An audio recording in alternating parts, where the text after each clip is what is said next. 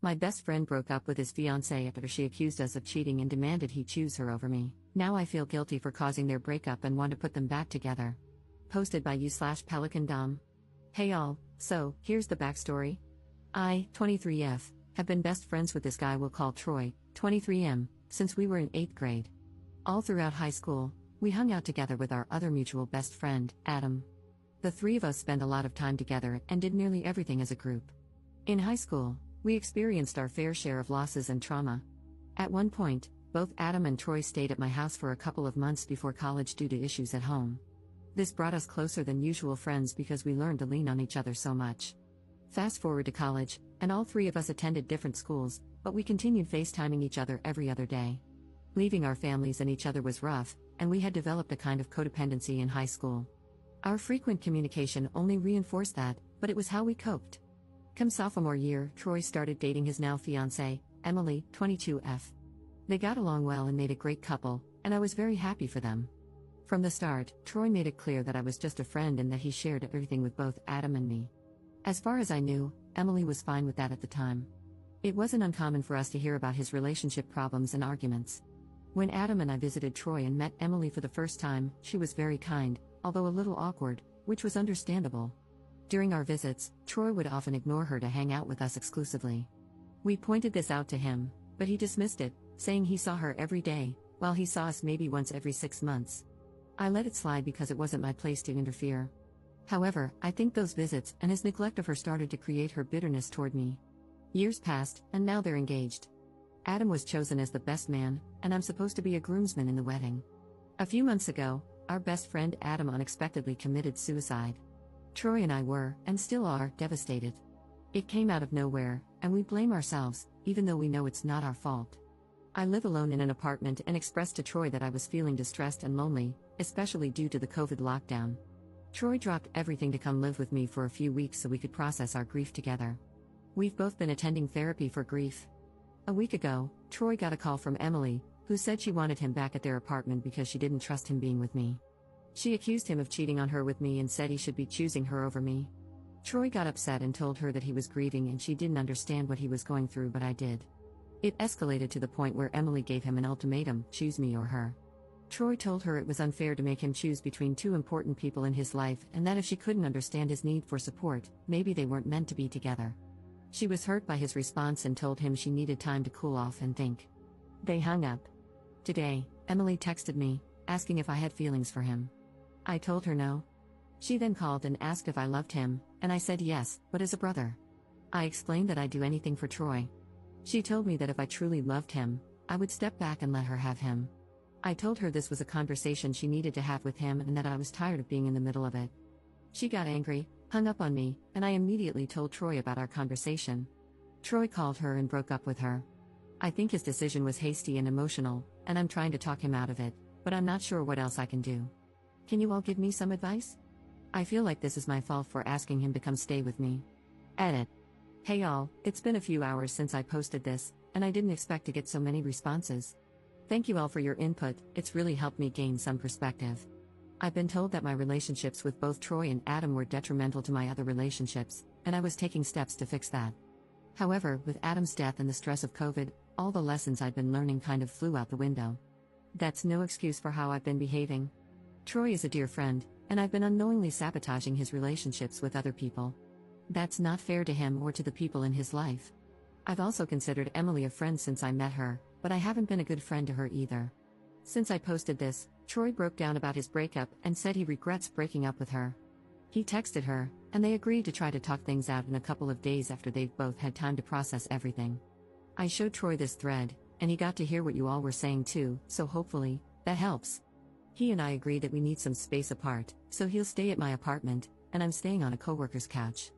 Again, thank you all for your input, both to those who supported me and to those who called Troy and me out on our behavior. Hopefully, with continued therapy and eventual boundaries, we can maintain a healthy friendship and also have healthy relationships with others. Update 12 days later. Hey all, I thought I'd give you an update on what's happened since I made my first post here. A few hours after Troy broke up with Emily, he broke down in tears and was miserable. He regretted breaking up with her and texted her. They both agreed to talk after a few days once they had the chance to cool off and think things through. I also texted Emily after I got some advice from a DM and apologized for everything and for how I may have hurt her. She replied with a simple thanks, and that was it, but that was alright. I needed to apologize to her. That evening, Troy and I went over the comments from the original post and talked with each other.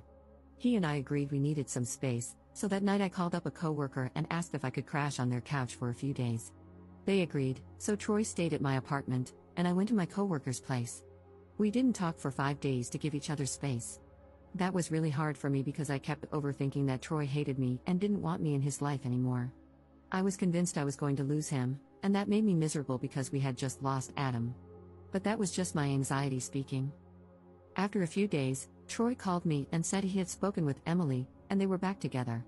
I was so happy for them and relieved. I wanted to ask for details, but I figured I had stuck my nose into their relationship enough as it was, so I didn't ask, and Troy didn't say anything. He told me I should come back to the apartment, and I asked if Emily was alright with that. He said yes, so I moved back into my apartment. When I got back, I asked him if he was going to return to his apartment with Emily, but he said no due to COVID, so he'll be staying with me for at least the next few weeks. Having had several days apart with no communication was something new for us, so when we were together again, we talked about everything we'd been thinking about. We talked about how much we missed Adam, what we could have done to help him, and the guilt we were both holding on to. It also came out that Troy had rushed to my side when I asked him to because he was afraid I was suicidal and didn't want to lose me either. I felt really guilty about that. I scared Troy, and that was never my intention. Then we started talking about all the memories we had with Adam, and that was really uplifting, even though we were crying the whole time. I also told him how nervous I was during our time apart, and he said he felt the same way. We laughed about it and agreed we need to work on our independence from each other. The next day, I got a call from Emily and answered it. She wanted to apologize for assuming I was with Troy and to talk about the text I had sent her. She and I had an emotional talk for a couple of hours, but eventually, we understood where the other was coming from. She mentioned that she often thought Adam and I didn't like her, but that was only because we hadn't properly included her whenever we were with Troy. By the end of the talk, we agreed we should communicate more since Troy is significant to both of us. It was good to talk with her and clear everything up. She's a super sweet and considerate woman, and I think she's perfect for Troy. I'd love to be her friend too. Troy and I are going to therapy and working on our codependence and grief counseling in separate sessions. I've also started looking into a codependence group and think I'll start attending those meetings. Since there's only one in town, Troy isn't going to join because we don't want to go to the same one. Emily also mentioned that she and Troy are going to start couples therapy, so that's what they'll be doing once he moves back in with her. So that's the update. Emily and Troy are back together, Troy will be staying with me for the next few weeks, and Emily and I have started building our friendship. Hopefully, from here on out, there will be more communication between them and better boundaries between Troy and me. Troy and I are willing to put in the effort, and Emily is supportive of us, so I'm optimistic. I'm sure Adam would be happy that we're moving forward together. If you all have any more advice or words of encouragement, I'd love to hear them. Thank you all for your help with the initial post. I don't think the situation would be getting better if you all hadn't helped Troy and me open our eyes. Edit. Wow, I did not expect the amount of hatred this update post would receive. I thought the situation had resolved itself positively. You all want Troy out of my apartment right away, though. So, I told him that he should head home as soon as possible to be with Emily, and he admitted that he did not want to go back to Florida because of the increase in coronavirus cases and that he liked the relatively relaxed state of things here in my state. I told him he was being paranoid and that he would be alright if he quarantined once he got back, not the most sympathetic thing I could have said. But since he works from home anyway, he can quarantine without any issues. He called Emily, and they bought a plane ticket for him to head back in 3 days, so he's leaving.